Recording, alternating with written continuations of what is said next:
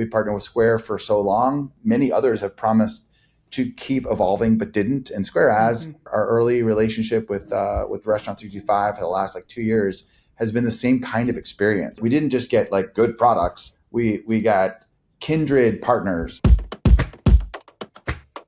Welcome to Restaurant365 Presents Behind the Numbers, a show where we talk to restaurant owners, operators, chefs, CFOs, and everyone in between about what makes successful restaurants tick.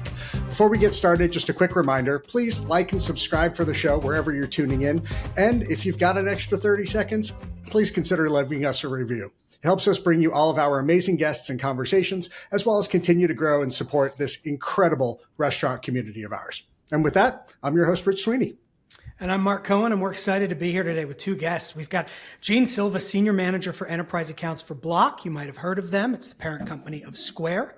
And Dan Simpson, CEO of Taziki's Mediterranean Café. Gentlemen, welcome. Dan, tell everybody a little bit about yourself and Taziki's. Yeah, great to be here in good company all the way around. Taziki's is just opened our 108th location. We are fast casual Mediterranean that's still cooking things from real prep food and very much committed to hospitality. I joined the founder. I've been part of the brand for coming up on 10 years. And we're still locally owned, very entrepreneurially based, having a lot of fun and love being in the restaurant space right now. Awesome. And nice. Jean, tell us about Square and Block and your role. Yeah, absolutely. So my role is making sure Dan is as happy as we can possibly make him. Yes. Running off of Square. But yeah, our team leads or manages our largest accounts here at Square, making sure that we understand their business goals, making sure that we're aligning our platform to their growth and scalability goals across the board. So excited to be here. Awesome. Well, we are super thankful that you guys are here. Let's just jump right in. We like to start every episode with kind of it's behind the numbers. We like to go with some things by the numbers. So Dan, let's just throw it out there. You mentioned 100, how many locations now? 108? 108, yeah. 108 locations. How many employees do you guys have? Let's see. We have both company joint venture locations and also franchising across the board. There's about 5,000 employees in total. Wow. So lots of jobs created. Just a couple, just floats around there.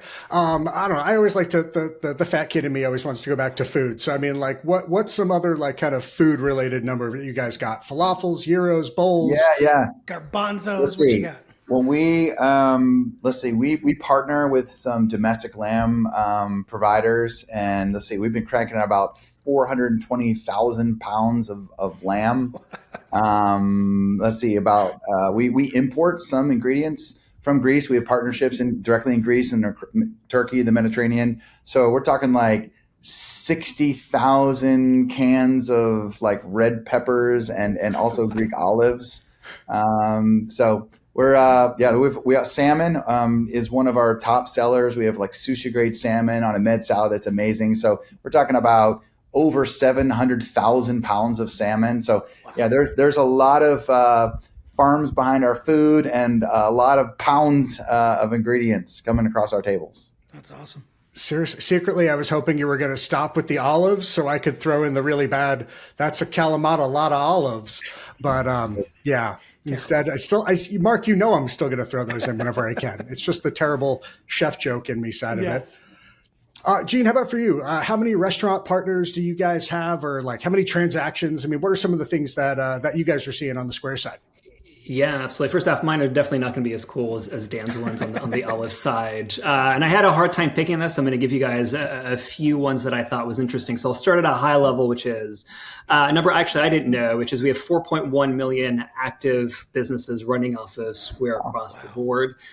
Yearly, that means that we're processing 240 billion in overall volume. And then per month, that means 442 million transactions per month across the entire portfolio. More relevant to us, though, to this conversation, we have 100,000 specific food and beverage sellers that are running off of Square. And within that component, our fastest growing is sellers like Dan and Taziki's on the upmarket food and beverage side. So those are the most interesting numbers that I could find. I'm just doing some quick merchant fee calculations in my brain, and the numbers too big to calculate right now. Yeah. Let's get into sort of the big fundamental question, that we tend to always start our episode with after we've talked numbers. I'll start with you, Dan. What do you think is the single most important thing that you're doing day to day or week to week to keep your businesses running efficiently and profitable? Yeah, I kind of started earlier about, some of the things that differentiate Taziki's, like in a world that we watch kind of the restaurant business largely shifting towards like optimizing for speed. And so there's a lot of choices we're watching where people seem to be, a lot of restaurants are skipping the hospitality welcome. They're skipping even going through the process of prepping with raw materials and making food from scratch to order. And then, there's a lot of huge corporations that are trying to crank out restaurants like widgets, like units, and it works for a while. And so we've really focused on, in some ways, we're very old school. We think there's some things that last and never go out of style. And so we're very committed to hospitality, and therefore we're pretty anti-kiosk. We think that the meaningful human connection is really important. Like I said, we're still really doing real cooking in our kitchens. And we're very entrepreneurial. We think that local ownership and connection to the community is not just a nice to have. It's like this essential thing that makes like a restaurant a part of a community. So in those ways, we're stubbornly old school, and it takes a lot of hard work to do that. But in other ways, we're very tech forward and data driven, and we're really progressive and analytical in some ways. So I think it's the unique combination of knowing the things that never change and then being adaptable, particularly with better informed decisions with good systems and good data. I like the idea that just because you're efficient doesn't mean you're effective, right? Like, so true. Like, you can be as efficient as you want to be, but if you're not delivering that experience that you're talking about, then what's the point? Right. The effort's not generating any sort of result there. Jean, for you, what do you think restaurant leaders should be keeping on top of when balancing sort of operations and finance in the current landscape right now? Yeah, absolutely. I think this is a topic that we talk a lot about with our customers across the board. One is, I think that the main overall theme of where we spent a lot of our conversations over the past 12, 18 months in particular is challenging operators like us to make sure that we're helping them grow and scale in the most efficient way as possible, just like what we talked about overall. The three big trends that we see as it relates to that in terms of growing scalably, meeting those growth goals across the board, that is important to think about when we think about or balancing out operations and finance. One is making sure that we have, or that the operators have access and the ability to analyze data in the most effective ways as possible. And that's where an integration with Restaurant365 and many other partners across the board are so critical. Because if you think about it, access to the data was maybe a problem we all had 3-4 years ago, not as much as a problem today. Now it's more of the second half of the equation, which is, do I have the right partners in place that will help me analyze the data across the board in a way that's going to help me learn, where am I going to invest? Where do I need to cut back? What new initiatives can I drive? What's my overall business performance, especially from operators like Dan and many others? Do they have the store level data that they need? Do they have the regional data that they need? And then they have the corporate level data that you need across the board. And the takeaway that we've had over the past 12 to 18 months in particular has been a consolidation of tech partners that can really meet those needs across the board. Am I working with the right partners that help me grow and scale across the board, that give me access to the data that I need, and then most importantly, help me interpret that data in a way that is meaningful to my business? Two of my favorite topics there, right? Scalability, which I always think we think about when it's too late. Like, I always talk to people that are getting set up, and I'm like, even if you don't think you're going to get to 20 locations, plan like you could, because you never know. And by the time you get to location 8, it's almost too late. And now I've got to roll back some of these initiatives I've put forward because I didn't think about scalability. And then, restaurant data, I feel like we've had data for decades. We've just never known what to do with it, or how to aggregate it, or how to consolidate it. And I feel like that's been we've had all these segmented solutions that didn't really talk to each other. So we finally gotten to a point now with partners like you and Restaurant365 where we can consolidate the data. And now it's about, how do we get the insights out of it without having to, go through analysis paralysis, as we like to say all the time. Yeah, absolutely. And on the growth and scalability front, it's a challenge, but it's also a luxury to have to work with Taziki's and many others. Where if you think about when they first started off on Square and where they're at today is vastly different, and we're constantly having those conversations. Like, great, it was going from 10 to 50 was one, but going from 50 to 100 or 50 to 200, it's going to be a vastly different conversation that we have. And are we aligned on that? Do we understand what the timelines are? And most importantly, are we both challenging each other and thinking about, all right, this is a small problem now, but as you scale to 200, it's going to become a deal breaker, right? So let's fix that problem now ahead of time as much, and thinking ahead as much as we possibly can. So Absolutely. all really important topics. Yeah, I would just echo that too. Like, I think I had a little bit of a tech background before I joined Taziki's, and when we were looking at the tech stack initially, there's so many choices we could have all made and can make, and it's like, do you go all in on one platform that offers to be the turnkey of everything, or do you go shopping for this collection of 30 different, A-level components and then try to integrate all of them, which is near right? Which we've tried and failed many times. Or do you find, and what we've really tried to do, and really why we feel like we didn't just get like good products, we got kindred partners who understand that you have to grow with each other. We have to understand that the business is always evolving. There's obviously a basic set of just get in the game, foundational set of data that we all need just to pay attention and run our business. But the business is shifting beneath their feet. We need good partners that do integrate, that do more than one thing, right? They have some depth to their offering, but then play well with others. And I just think like our kindred in this kind of box above our weight, let's keep growing together and truly listen and collaborate. And I have found that to be, that's why we partnered with Square for so long. And it's been really delightful that, many others have promised to keep evolving, but didn't. And Square has. And our early relationship with Restaurant365 for the last 2 years has been the same kind of experience. So we're really excited because you truly need partners. You cannot just try to make perfect product choices. You can't go it alone. Great point. And you mentioned there, kind of the evolution of Square. I mean, you've mentioned the Taziki's, kind of recent evolution is like Taziki's 2.0. Yeah. What were some of the things that were like driving, that evolution of the brand? Yeah, I mean, it's interesting. Like most of the questions a CEO or any leader are asked are really pretty basic questions. And the problem is when you can't get good answers to basic questions. And so very early on, I would just ask, all right, who are our customers? And what are their desires? And are we meeting them? Or in areas where we're not? And I couldn't get good answers to such a basic question. And then when sales was struggling, asking the question around, okay, well, I can see that this store is performing, under the norm, but is it because of traffic? Is it because of frequency? Is it because of the average spend? Is it an occasion? Is it an omni-channel dynamic we need to pay attention to? And I couldn't get those basic answers to those questions. So I wasn't asking people to say, that's such a good question. I'd say, no, it's not. It's an obvious question. The problem is I couldn't get to the answer.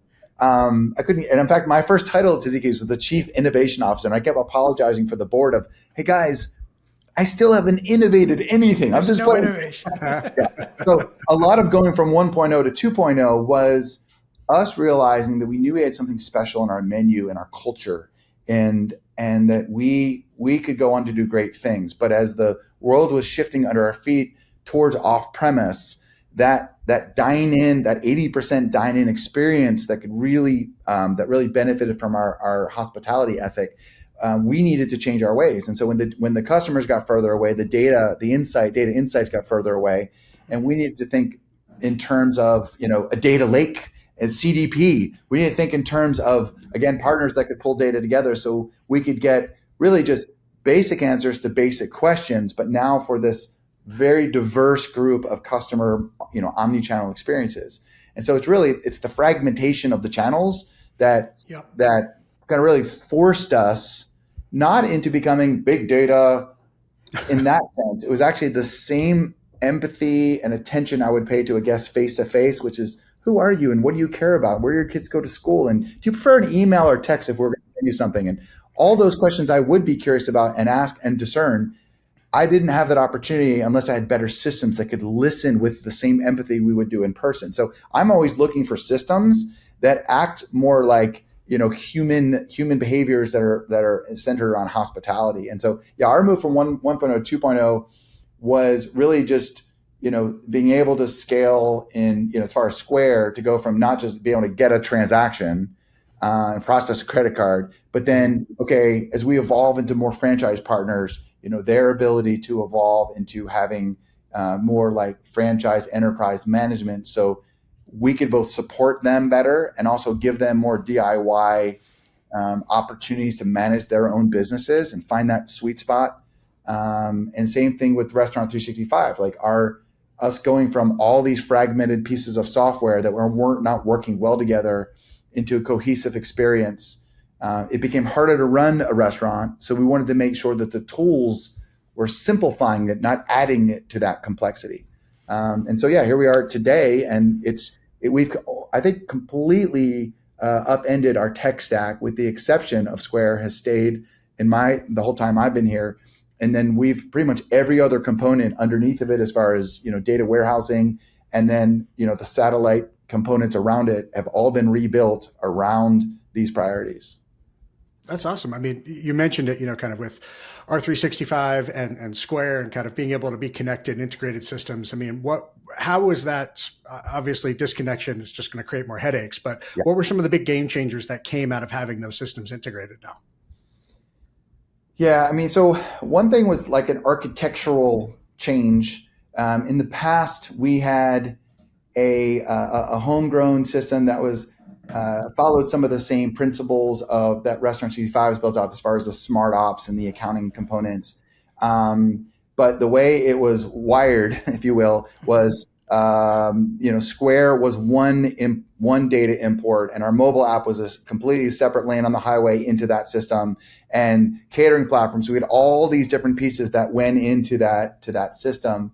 And then from there, we tried to get synthesized reporting out. And at the end of the day, one of the problems was we never, without having a single channel of sales into something as simple as that is, we never really could quite get to really correct reporting. We couldn't really understand how guest behavior were changing between the different channels. There was so many downstream complications that with that trade-off, that just something as simple as moving to the single Square integration into 365 has allowed us to just streamline all that. So we have a kind of a single source of truth. Yep. And we're able to then spend our time not trying to aggregate reporting information, but instead use the 365 tools to run the business, and then use the combination of Square and 365. And we've added some BI and some data analytics tools around it to help us visualize and get to balanced scorecard. And this is one thing, I think one of the biggest things I've been pushing for was, yes, of course you want better projections. Of course you want to have really accurate scheduling. Of course you want to use prep sheets and recipes in order to, really have a tight actual versus theoretical. Like these are fundamental cost accounting things. And so with this focus on these fundamental cost accounting dynamics, right, we also wanted to get to a place where we have an enterprise balanced scorecard and a store level to all the ways to market and level balanced scorecard, where we can bring in not just sales. Of course, you want sales and transactions and things like that, but also what are the guest behaviors, maybe sentiment, and other dynamics that are really leading indicators that push to the outcome of sales. Likewise, we would say profits. Of course, we can pull that data out of 365 and see where our prime costs, our COGS, are how they're performing. But really, to me, that's directly proportional to, do I have empowered teams? Do I have people that are tenured, that with very low turnover, they have high training, and usually when I have that, I can more reliably drive good profitability. So at least that quadrant idea of a balanced scorecard, we just never had visibility in that because we couldn't do any correlational data mapping to be able to tell that story. So that's just one example. There's many more. No, I love that. I mean, being able to have it all in one place, really being able to unify the data together just makes a huge impact. I mean, have you guys seen anything as far as like LTOs or menu, things like that, where you've like actually been able to see now that you have all of that data coming into that one centralized hub that you've been able to make some like impactful decisions? Yeah, absolutely. We've really honed in on measuring what matters when it comes to like marketing in general, but then the culinary input into that as far as LTOs and other promotions.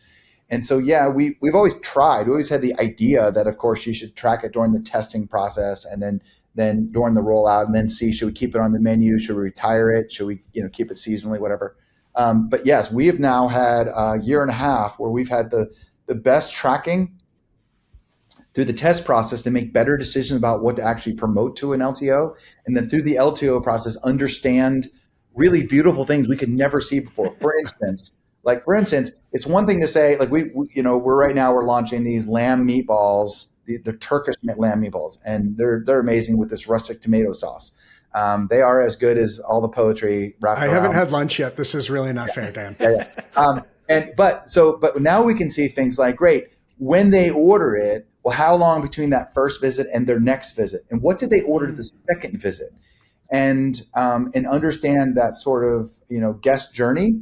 Yeah. And how we're promoting things. And we can do A/B testing now, so we can map them with the data flow to say, great, when we promoted that as part of like a family feast special versus just an individual meal, did that have any impact downstream? And so we're watching our average transactions and sales for the last, since we've launched 365, we're watching these sales uptick. But not just that, but that, to me, frequency is almost everything. Right. So you can have a restaurant with an average frequency of like 2 times a year, even if they have an abundance of customers. And I would much rather have a restaurant with 25,000 customers that come an average of 4 times a year. So we really focus on what drives that second and third and fourth visit. Because in our world, if you come to Taziki's, you come to Taziki's 3 or 4 times, you're a lifer. But we have to kind of show you the food and the experience a couple of times before you get it. You're so right, and it's funny. We've had this conversation a few times. It's like, what do you think the magic number is? Like, when are they hooked? Is it visit 6, 7? I've heard different people have different opinions on what that like trigger is. Like, well, I can tell you, in the data we see, it's 3.5. It's as low as just 3.5 in our world. Love it. That's great. One other example I want to share that 365 has helped us with is, for years we obsessed about labor and scheduling, and we focused on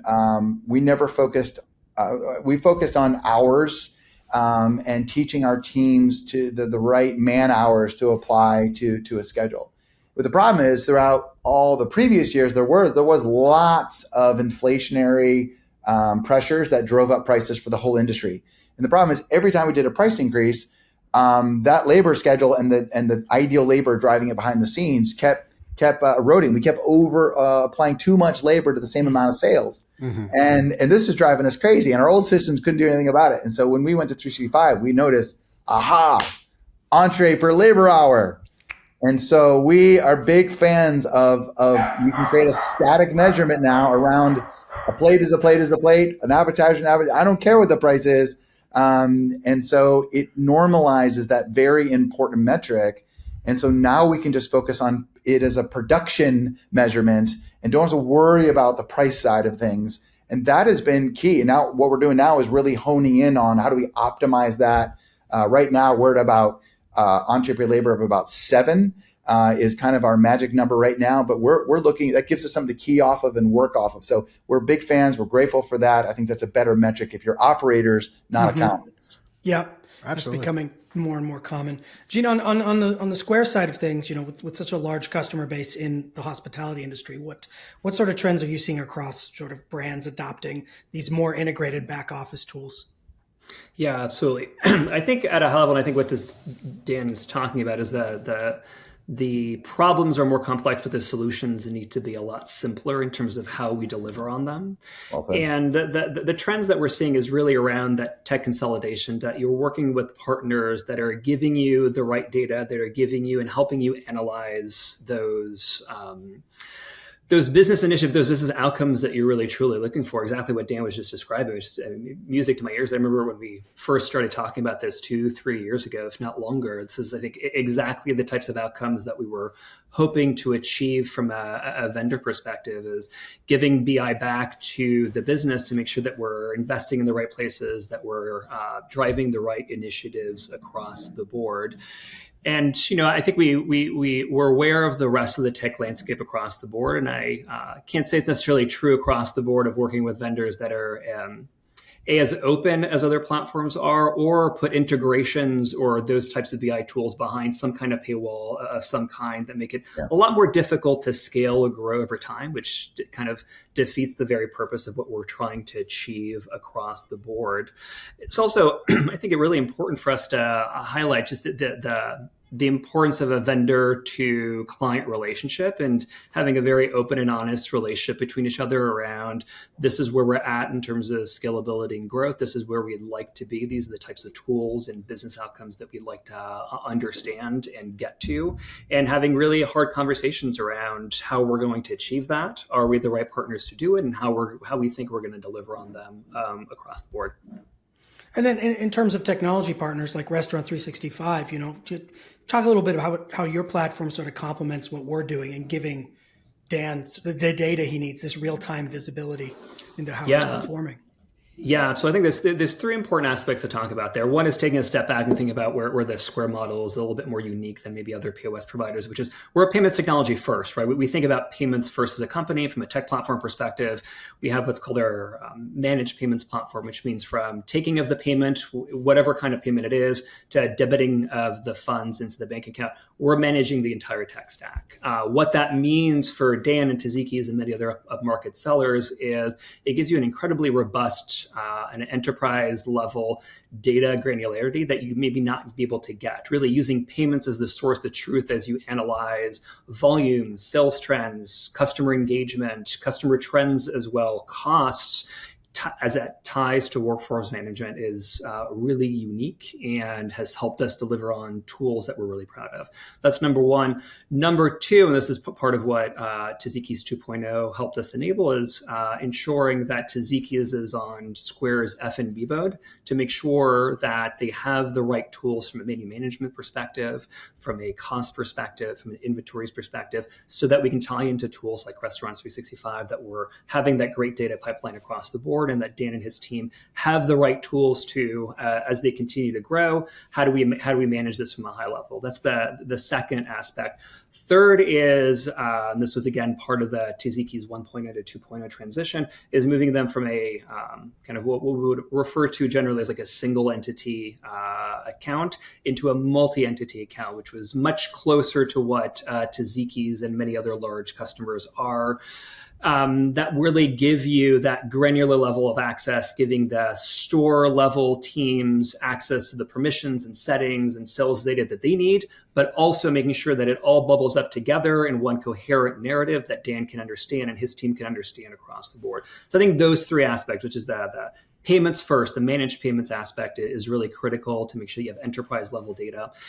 Second is having moved them over to F&B mode on Square, which really gives them the kind of advanced access and advanced functionality. And third is moving away from a single entity to a multi-entity type of account, which really enabled a lot of the takeaways that Dan's sharing. I love the idea that consistency in tech stack sort of equals consistency in execution, right? The tighter we get dialed in our systems and our processes, I think the better we can execute on those things. And so talking about partnerships like this, like we're seeing this more and more in our industry. What do you think that says about where restaurant tech is headed? Is this sort of great consolidation? Is it bubbling up to that final moment, or, where are we headed?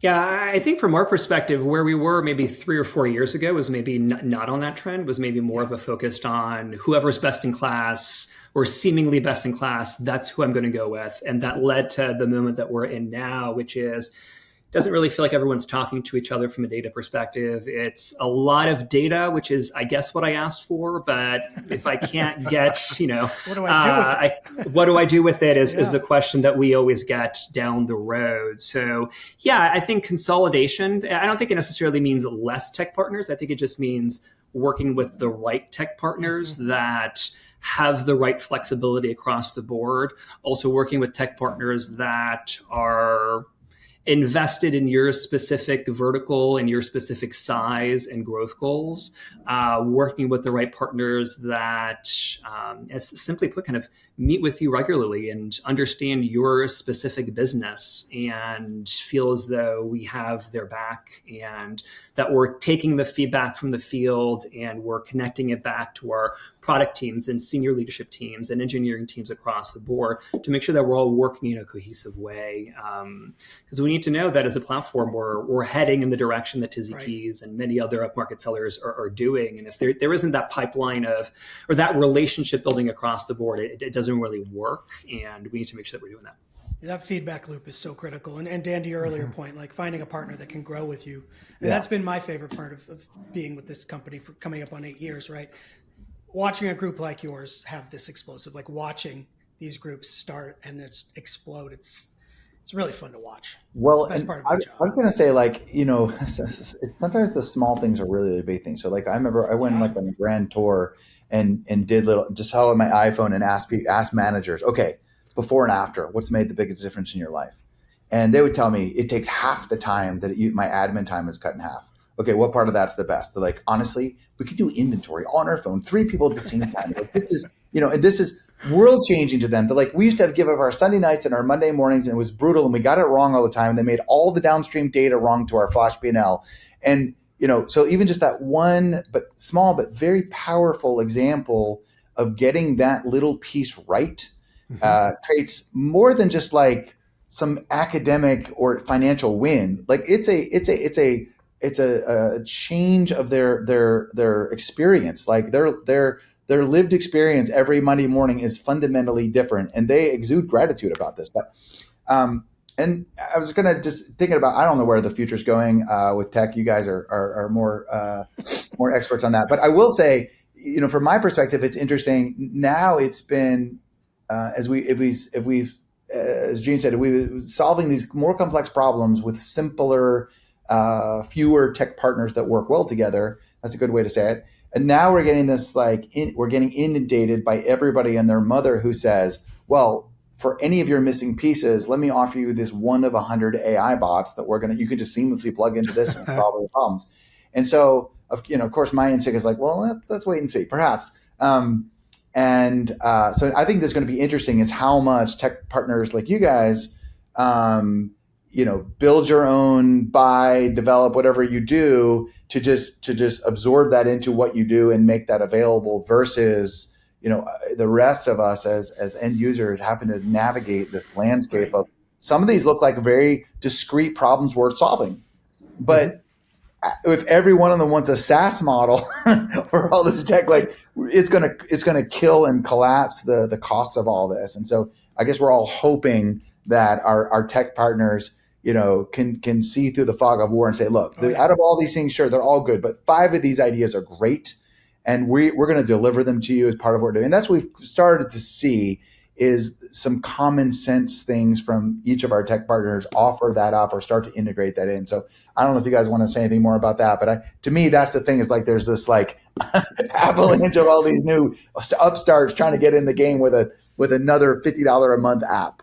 Yeah, I think for us, it's twofold. One is, automating some of those mundane tasks that people are having to do on the side. Like that's the immediate low hanging, like that's the immediate thing we want to go after. Like mapping DSS data, mapping GL data, mapping menu items, right? Categories that like AI can absolutely do that. And then I think the other side of it for us is really about grabbing and divining insights from the data so that you don't have to comb through a report anymore. We're just going to surface like, hey, here's your critical action items for the week based on your trends, based on your budget, based on your performance. Here's what you should be focusing on as a manager or as an operator. Yeah.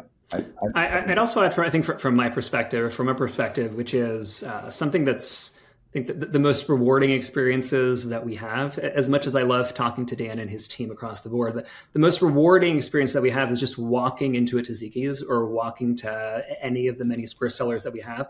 And seeing the technology work live is always incredibly rewarding. But most importantly, the most rewarding experiences that I have is going to go talk to frontline staff and talking about what experience do you have working with this technology, not just Square. Obviously, Square is the POS, so that's probably what they're interacting with the most, but also all the back of house tools, how you're clocking in, how you're keeping track of your pay, how you're keeping track of your tips, how you're keeping track of your schedule across the board. And the best experiences that I have is when we go talk to these frontline staff and we talk to them about their experiences and what can we improve. And we always expect these like grand requests of like, can you make this so much better? And the requests are, can you just move this button to here? Because I hit that button in error 53 times a day. If you could just remove that or move it up here, it wouldn't be a problem anymore. And just knowing it's like, that's absolutely a change that we can do, and just changing it and knowing I just made that person's life just a little bit easier as they deal with 500 customers going through their stores across the board. And relating it back to the overall tech partner relationship, I think it's, we dig into big data across the board as we look at and analyze each account. And so it's oftentimes hard to or easy to forget that people are actually using this technology. Guests are actually interacting with these technologies. And it's so critical to, really challenge yourself at least once a month to walk into a store, look at the technology, talk to the guests, talk to the frontline staff, and making sure that when we meet with Dan and his team on the executive side, that we're reporting back on, I walked into a store, this is what I saw, this is what was good, this is what was not good, this is what we think we can improve on. And those are all really rewarding experiences that we can do. And has a really big impact on the guest experience, the employee experience, and ultimately on the business, obviously. Yeah. Only thing I would add to that is, and I just, on the heels of just giving an example of a surprise and delight, that of course, I'm sure for you guys is great to hear when your, product team has developed something that really brought delight. But I also stand by this ethic of half the time is when people have no strong opinion, that's also another form of a win, right? If they say, I don't know, it just works. I don't know. It used to be something that I stressed about and think about and have to send and help desk to get for. And I don't know. I haven't really thought about it that much in a while. I'm also win. Great. Because now you're free to spend your time developing your team and to spend time loving on your guests. And that to me is also the bigger thing that I'm listening for is, generally speaking, if it's not on their minds, we're all winning because it means it just works. Right. And a little surprise and delight. Absolutely. I mean, nobody gets into hospitality because they want to, stare at a computer screen or a clipboard or, kind of do the most antisocial things possible. Instead, it's more of, I want to interact with people. I want to be, I used to love getting in the kitchen and being on Expo so I could work with the team and, kind of see how things were coming and going. But, kind of all of those pieces, I think sometimes it takes everybody a little bit of time to get there and figure out their path. What are the things they need to do kind of along the way. In that spirit, I guess, Dan, I always like asking CEOs this question of what's something you would tell your younger self, a little piece of advice as far as getting a system in place, starting something, building structure, because it's never easy, right? To get started with any project is never simple, but what's something you wish somebody would have told you or something that you would tell, younger self? Yeah. Probably would have been begin with the end in mind, which is maybe a bit easier to do with a rearview mirror. But I would go back to what are the most important questions you need answered? What are the most important outcome indicators? There's lots of metrics that matter, but what are truly the key performance indicators? And do your systems deliver that information? And don't chase features. Don't chase what is popular when you get in a round table of other executives in a steak dinner at a conference and everyone is saying, I love this company. But you really press them for why. Yeah. And they were wined and dined better than maybe the other party. But that's not a good reason. So I would just simplify it to what are the key things that drive your business and again, in a balanced way. So from a staff team perspective, from a guest perspective, from a sales perspective, from a profitability, even just those basic four things. And and can do your system deliver the data that actually allow you to tell that story so you can make informed decisions? It's not a real sexy answer, but I mean, I think for most of my 10 years at Taziki's, this has been the journey, and I can't believe I'm just now finally getting a place where I'm getting these answers. And to think what we could have done if we had these answers 10 years ago. So I'd say kind of like, don't get bored with the basics. Focus on the fundamentals. Answer the most important questions. If your systems can't do that, then yes, move on to a different system. Yeah, the basics are foundational for a reason. You've got to build on top of those. If you don't have that, then what are you even trying to work with? Yeah, I think Gene, kind of for your side of things with Square, I mean, what are some of the things you guys have gotten to learn from working with operators, like Dan, like working with you, like you said, talking to people out in the field? What are some of those little takeaways that you guys have had that you've been able to really act upon? Because I feel like I've seen like this, like almost like a renewed focus from Square for like, we're not just the little white square at the farmer's market anymore. Like, we are, the powerful POS that we all know Square to be. So I guess what were some of the things that kind of you've learned from these folks on the field? Yeah, absolutely. Well, I think one is we already addressed it, which is, are we engaged at every level possible? Are we talking to frontline staff? Are we talking to regional and general managers across the board? Do we understand their day-to-day? And have we asked them, if you could walk into the store tomorrow and with a magic wand, we would have solved 5 different things, what would those 5 things be? And are we proactively fixing those things, or bubbling them up to Dan and his team and figuring out creative solutions on how to fix them? So I think that's one key aspect, is really being engaged at every level, not just with the executive team, but making sure that we're engaged with the frontline staff. That's one. But to answer your question more directly, I think that the one thing that we've learned that we are really actively working on is how proactive are we in our relationships, right? The least productive relationships from a tech vendor to client relationship, in my mind and from my experience, is one that's just reactive, which is, tell me when there's a problem, we'll do our best to fix it, and then we'll go along our ways, and then let me know when there's something else that's fixed, right? That leads to 2 problems. One is issues are going to continue to come up. And 2, when bigger problems come up, we haven't built that bond. We don't know each other. Taziki's doesn't understand what Square is focused on, which leads to confusion. And we don't understand what's front of mind, what business goals Taziki's or other clients have. And it makes it really hard to fix problems. And most importantly, it makes it really hard to build solutions for them. So the vast importance of kind of what we were talking about before, just covering the basic, which is, are we meeting regularly? Do we truly understand where the business is headed, not just in the next 6 months, but in the next 3 to 5 years? Are we aligned with that? And are we doing that in a very proactive way, especially as we go through the process that we just did, which is, again, going back from moving Taziki's from a single entity to multi-entity, implementing Square food and bev mode, and working on the Restaurant365 integration. If we weren't meeting regularly and if we weren't doing it in a productive way, we probably would be achieving any of the takeaways that Dan is sharing here. And I think it's really critical and something that we're really actively working on the account management and support side here, which is, do our clients feel as though we understand them, that we're building solutions for them, and are we doing it in as proactive a manner as we possibly can? And that's really helped us scale and grow across the board.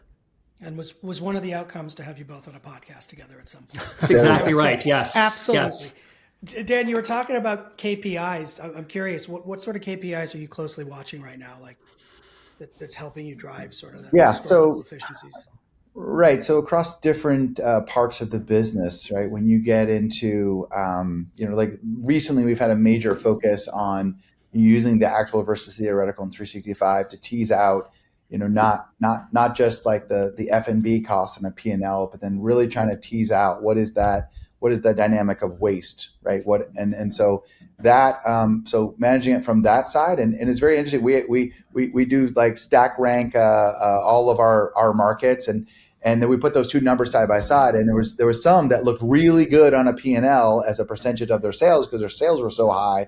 It was covering up what we teased out as some real opportunities to hone in on prep or portioning or some other dynamic there. So like, it's simple, but it's the fundamentals of, you want to be in the restaurant business, then we weigh things, we portion things, we make sure that no one doesn't get too little or too much.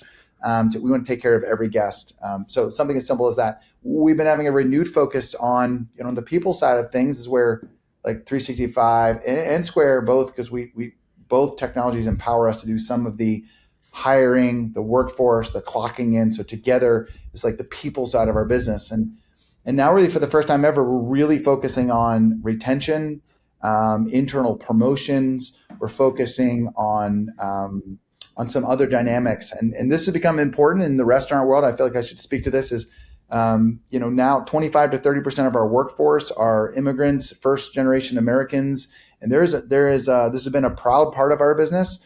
We go through the whole process of vetting people through E-Verify, and they're hired legally, but their status is changing. And so this is a new dynamic that is a big threat. And thankfully, there is some, there's some promise of some legislation around essential workers.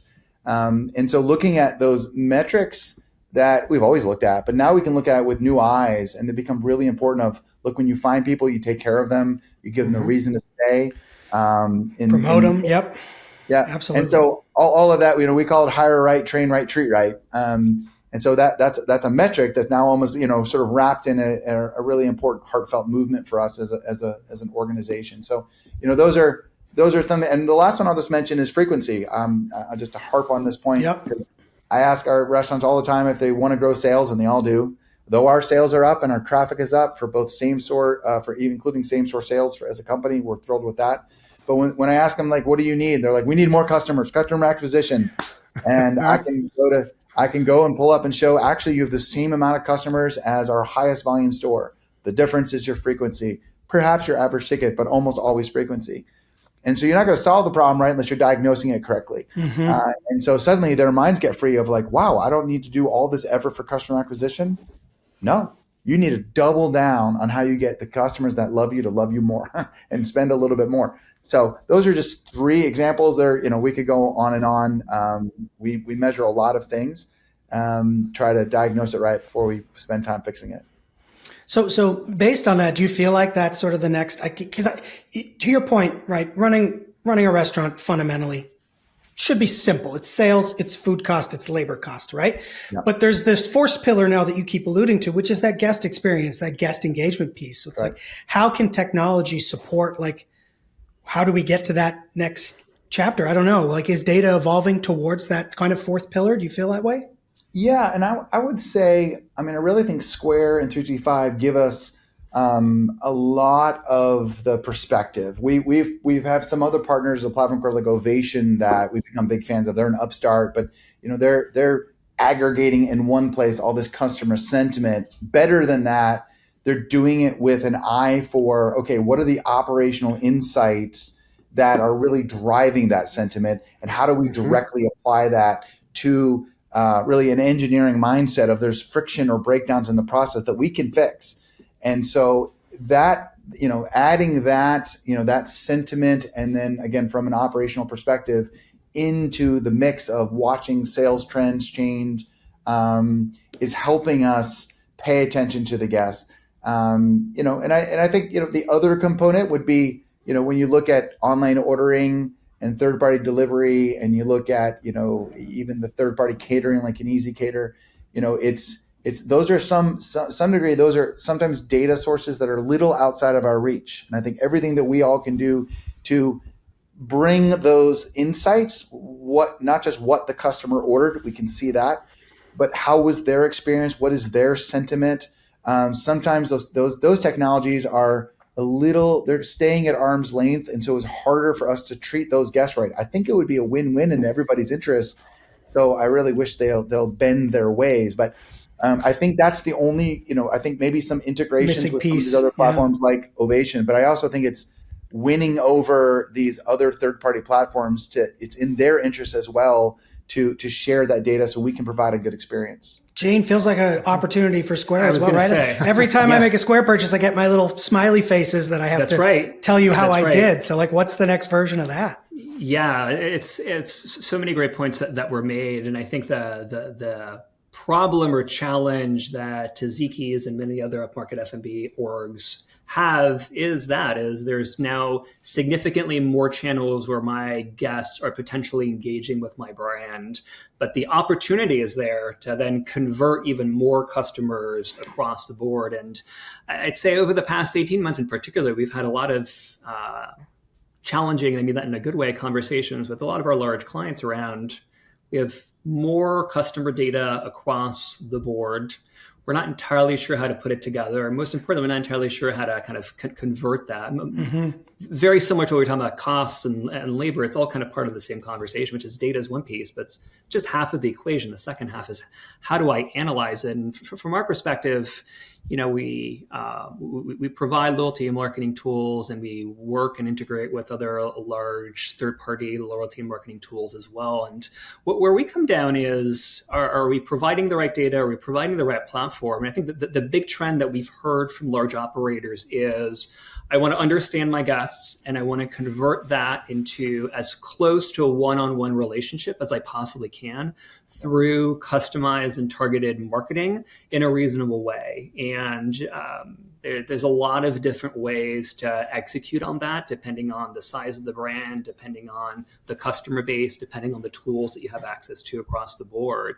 But yeah, there's a lot of interesting conversations happening, a lot of interesting providers across the board that are delivering on that, and really challenging yourself on, all right, I've had a loyalty program for 5 years. It's a large customer base.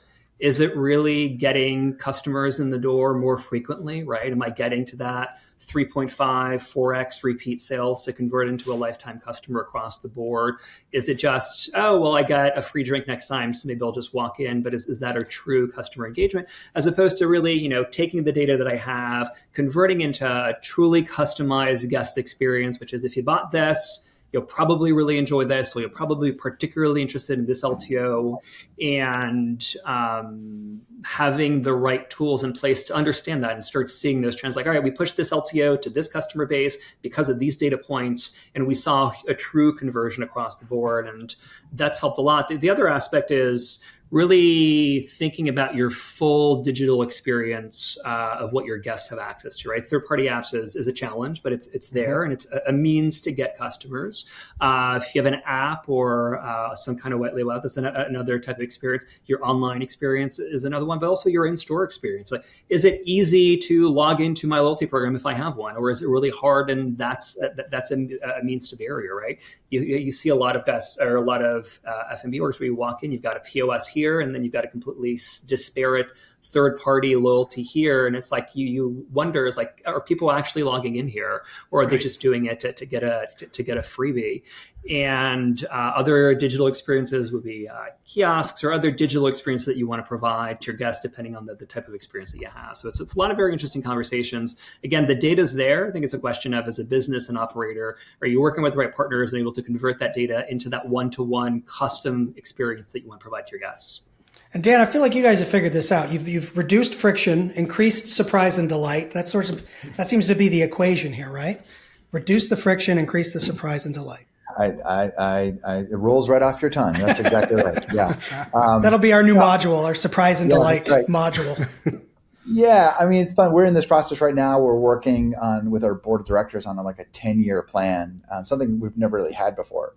And therefore, my tenure at Taziki's has been kind of keyed off of every year in strategic planning, doing a SWOT analysis from anyone that wants to contribute one, synthesizing that, and then moving into OKRs, a good text strategic planning method you guys should be aware of. We do those, yeah. All that is, though, is essentially doubling down on the things we're doing well, and then trying to fix the things that are broken. So it's good. It's very iterative improvement. And that's good, but iterative improvement without a direction, or say, I'll say this in the positive, with a direction is even better. So not just doing better than the past, but moving in a particular horizon goal is better. So yeah, we're a pretty restless group. We're pretty self-critical. We have a great very warm, friendly, family-like culture, but we're also very self-critical when it comes to planning. And I would say, I mentioned this earlier, but it is a little hard right now to swim upstream and hang on to these old ideas of hospitality, which it's a bit of an old adage, but it really starts with you got to start with happy teams and staff if you're ever going to have a shot at happy guests. And so there's, I think that's the other leg of all this is the data is not just for the sake of driving sales and profits, but it's also to really pay attention to, we look at, staff that are tenured. And, one of the big things is, were they welcomed, which is not a very, technical thing, but it's very human. But right after that is, were they empowered with great training that empowered them to basically not get exposed in their hand slap in their first couple of weeks at work, which made them feel embarrassed and they wanted to leave. And so immediately we go from like a warm welcome to then a really good training platform that has to directly then interface with, is that what their experience in 365 and Square, the systems they're using to serve the guests. And so us, one of the things, we haven't deployed this yet, but one thing I'm excited in 26 to deploy is, and forgive me if I get some of these words wrong, but like the ability to like give a star ranking to, a staff member and or to show their competencies, right? For us to make that one-to-one connection to, well, how tenured are they? How cross-trained are they? When I'm building a schedule, I want to build the right mix of people from my starting lineup and with the visibility that I've empowered them to succeed in this shift, right? So yeah, all of, the trick about the rest of them, but you said it well, it's not difficult, right? It's a bundle of basics, but you have to stubbornly do those basics all the time. In my opinion, it's not worth doing if you're not in the hospitality business. I think this industry is too hard. The costs are too high. The margins are too small. The competition is too fierce. The only real reason to do it is because you love people and you are in the people business. But I would say if you anchor there, then you want all the best technology to make that be as possible as possible. So yeah, it's both. Well said. Yeah, it is people first for sure. I like it. I mean, with that, it's all about taking it back to the basics and using those basics, again, basics, fundamentals. It keeps coming up throughout the conversation. I think for you, Dan, like with Taziki's, what is like that one core building block? What is that one basic that you see as being like the focus for this next year for Taziki's success? Like, what do you think that is for you guys to really hone in on for the next 12 months so we can come back next year and check in again? Yeah. I mean, we're still working on refining this, but there's this theme we're working on next year's planning. There's this theme on this idea of kind of like reclaiming our community. That's part of like the conversion from the third party to first party that was discussed earlier. It's also kind of like reclaiming our position in our brand position in the marketplace, as we've gone from, when I started, there was like 3 competitors. Now there's like 30 that are in the Greek med space.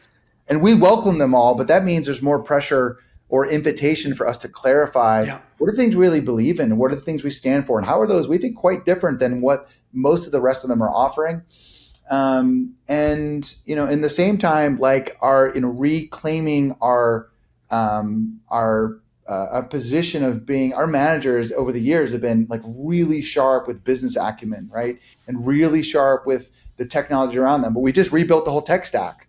And so in some ways, we're as dumb as we've ever been but we have this amazing opportunity to go from like, we're going back to kindergarten, but I think we have the chance to go all the way to PhD if we invest in our people. And so, it's kind of reclaiming the things that have made us great and position us for success, reclaiming our community, reclaiming our brand differentiated position, and reclaiming our we would like to say smart, humble, and hungry. So the smart part of the business. And I'm really excited because the tech tools that we've now put in place are really going to help us get there. And Gene, I'm curious for Square, not to call it Square 2.0, but you guys are really doubling down on sort of this QSR enterprise space. Is that the continued path forward right now? Yeah, absolutely. I think we're continuing significant investments in the upmarket F&B space. That's what we're focused on. That's where we've heavily invested and will continue to do so. And I think you alluded to this before, but it's really changing the perception out there of Square as that little white reader at the farmer's market, when the reality is we've been in the enterprise space for a decade. Right. We've supported customers like Taziki's and many others like Shake Shack and Blue Bottle and SoFi Stadium for many years. And we're very confident in that space, and we know we have the right platform for it. But in terms of more specific investments that we're making, I think are going to be truly unique, that I think only Square can deliver on, specifically on the enterprise upmarket space. One is Square is one component, but we have a massive B2C network through our Cash App business as well. And what you'll have heard about over the past month, and what we're going to continue to invest in is how do we help sellers like Taziki's tap into that B2C network to make sure that we're delivering a really great Square seller experience, but also a great consumer experience on their end, and creating great pipeline and great integrations across the board and great engagement between them. So that's one aspect that we're really looking to double down on, to drive engagement, to drive net new guests, and just drive a really great digital experience. That's number one. Number two is we're heavily invested in AI. Obviously, first and foremost, we started with internal AI tools, and that's where we've spent a significant amount of the past year and a half building for our customer service teams, for our sales teams, for our engineering teams across the board, to make sure that we're meeting the guest need as quickly as we possibly can, and being as kind of limiting the administrative burden as much as we can, so that we can deliver great client experiences, and most importantly, can deliver on absolutely great products down the road.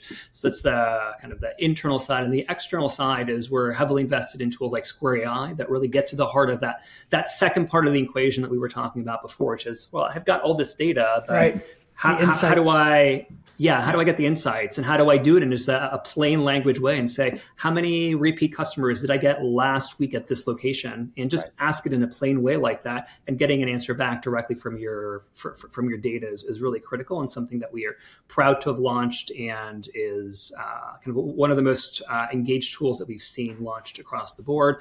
We've also announced a voice order AI, which helps guests or clients be able to take voice orders across the board and at their locations, and doing it in a seamless way. That's kind of prior number two. And then prior number three is really delivering on the omni-channel experience. Like we already talked about, guests are engaging with your brand in so many different ways. Yeah. POS is the one that we always focus on, but there's different aspects. There's the app, there's third-party delivery, there's kiosk in store if you happen to have kiosks, there's mobile ordering, there's catering.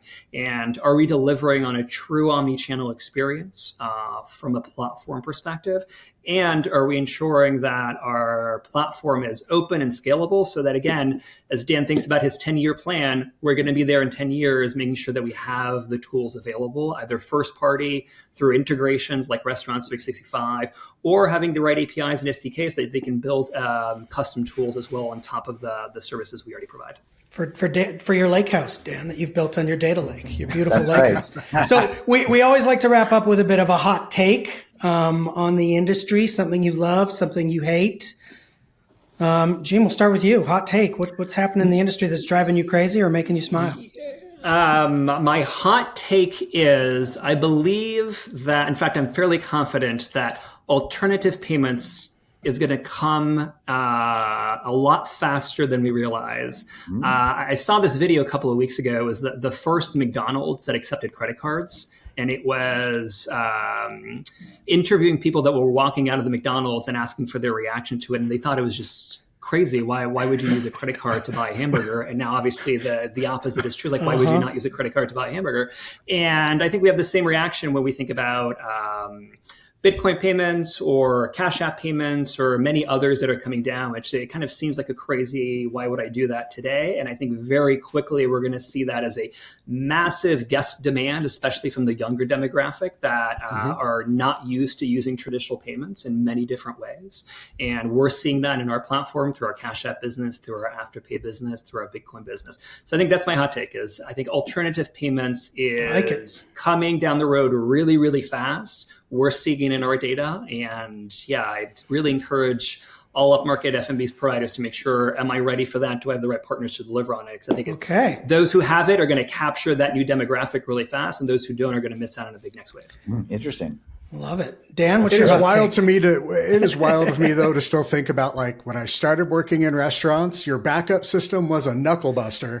And now we're talking the crash about kit. Bitcoin. Like, it's just how quickly things change, right? Yeah, that's awesome. Okay, here's my hot take. I think bowls are awesome, but slot bowls are terrible. I got interviewed recently about, I hear Taziki's launched you entered into the slot bowl world. And I was like, whoa, hang on a second. Yes, we rolled out this product called Kipolos, which is the Greek word for bowl. But they are chef designed and curated. Yes, the guest does pick a base. It's one of three bases, and then their protein, but it is all curated.